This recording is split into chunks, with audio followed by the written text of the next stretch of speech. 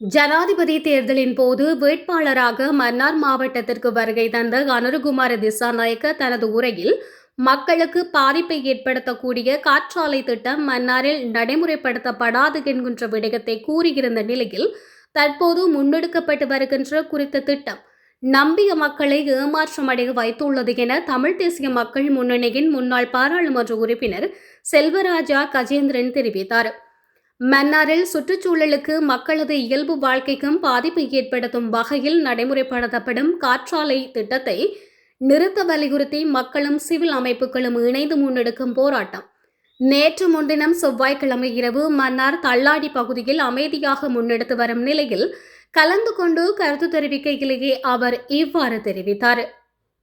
அந்த காற்றாலையை நிறுவுவதற்குரிய வகையிலே அதனுடைய காற்றாடிகள் மன்னார் மாவட்டத்தை நோக்கி கொண்டு வரப்பட்ட நிலையில் மக்கள் அதை அறிந்து வீதிகளில் இறங்கி அதற்கு எதிராக போராட்டத்தை ஆரம்பித்திருக்கின்றார்கள். ஏற்கனவே ஒரு சில வருடங்களுக்கு முன்னர் மஹிந்த ராஜபக்ச பதவியில் இருந்த பொழுது இவ்வாறு மன்னார் சில பகுதிகளிலே காற்றாலைகள் பொருத்தப்பட்டு அதனால் சுற்றுச்சூழலுக்கும் மக்களுடைய இயல்பு வாழ்க்கைக்கும் பெருமளவான பாதிப்புகள் ஏற்பட்டிருந்த நிலையிலே அதற்கு பிற்பாடு அடுத்த கட்டமாக இந்த காற்றாலை பொருத்துவது தொடர்பான முயற்சிகள் மேற்கொள்ளப்பட்ட பொழுது